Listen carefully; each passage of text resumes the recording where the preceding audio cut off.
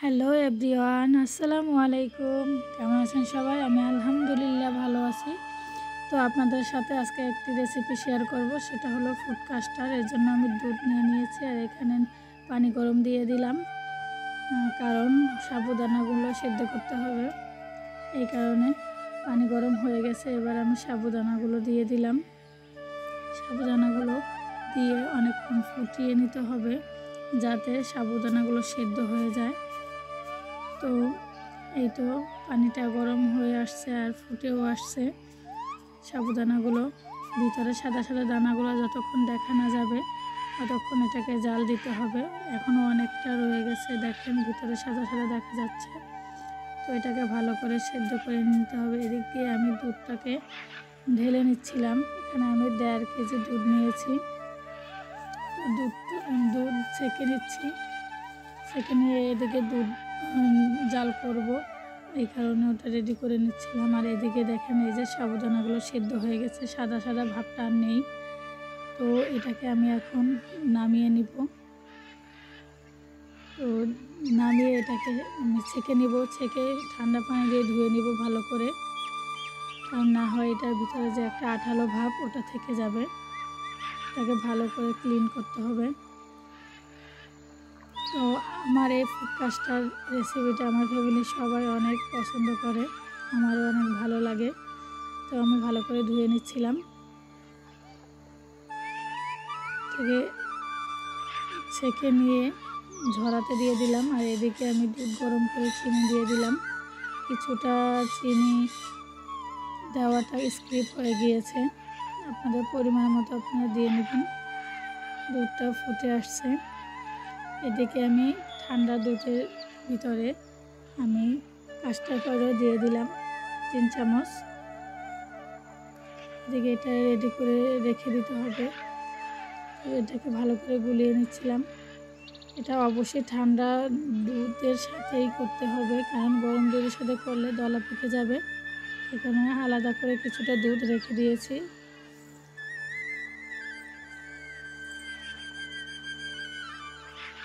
এবার দুধটা অনেকটা টেনে গেছে।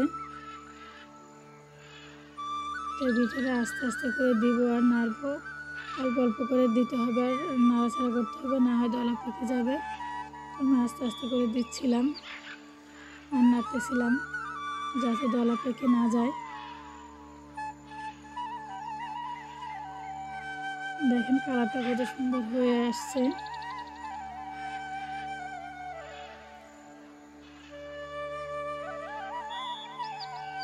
তো আমি পুরোটুকু দিয়ে দিলাম। এবার এটাকে দিয়ে জাল দিতে হবে অনবরত, যতক্ষণ ঘন না হয়ে আসে। দেখেন অনেকটাই ঘন হয়ে আসছে, নিচ থেকে লেগে লেগে যাচ্ছিল, তাই অনবরত লাড়তে হবে এগুলা।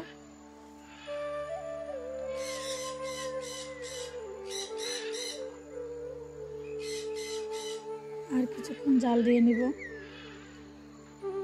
এই যে এবার অনেকটাই হয়ে গেছে, ঘন হয়ে আসছে। দেখেন আঠালো আঠালো একটা ভাব হয়ে গেছে। এবার আমি এটাকে তুলে নিব।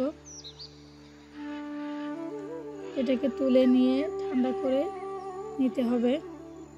গরম গরম এটার ভিতরে ফ্রুট দেওয়া যাবে না, তাহলে ফ্রুটগুলো সেদ্ধ হয়ে যাবে। আমি নামিয়ে রাখলাম। এদিকে আমি ফলগুলো কেটে নিব। এই দেখেন আমি 3 কালারের আঙ্গুর ফল নিয়েছি আর আপেল নিয়েছি। এটাকে কেটে নিব ছোট ছোট পিস করে। তো আমাকে সাহায্য করছিল আমার হাজব্যান্ড ফ্রুটগুলো কাটতে। আর কলা নিয়ে নিলাম, তো ফ্রুটগুলো কেটে নিচ্ছিলাম।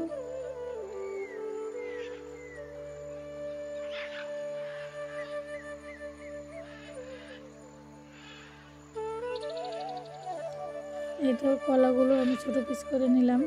এবার আঙ্গুর ফলগুলো ছোট ছোট করে পিস করে নিতে হবে। তো ওগুলো কেটে নিচ্ছিলাম।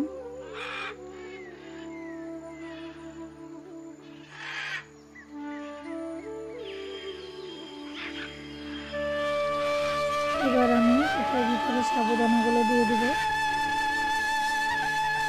দিয়ে ভালো করে নাড়াচাড়া দিতে হবে, কারণ সাবুদানাগুলো দলা পেকে আছে, এটার ভিতরে দিলে সবগুলো ছেড়ে যাবে। একটু ভালো করে নেড়ে ছেড়ে মিক্সড করতে হবে আর কি।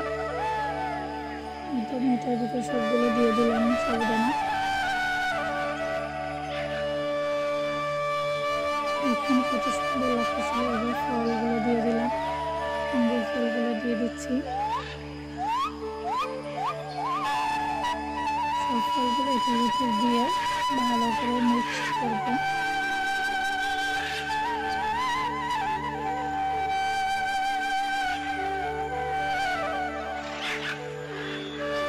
দেখেন দেখতে কতটা ইয়ামি লাগতেছিল। তো এটাকে আমি ফ্রিজে রেখে দিয়েছিলাম সারা রাত, সকালবেলা নামিয়ে নিলাম সার্ভ করার জন্য। দেখেন দেখতে কত ইয়ামি লাগতেছে, খেতেও মাশাআল্লাহ অনেক মজা হয়েছিল। এই তো দেখেন কতটা দেখতে সুন্দর লাগতেছিল, কালারফুল হয়েছে, অনেক সুন্দর। খেতেও মাশাআল্লাহ অনেক অনেক মজা হয়েছে। সবাই প্রশংসা করেছে, আমাদের বাসার মেহমান ছিল, তারাও খেয়েছে, অনেক প্রশংসা করেছে। তো আজকে এই পর্যন্তই, আবার দেখাবো। আল্লাহ হাফেজ, আসসালামু আলাইকুম।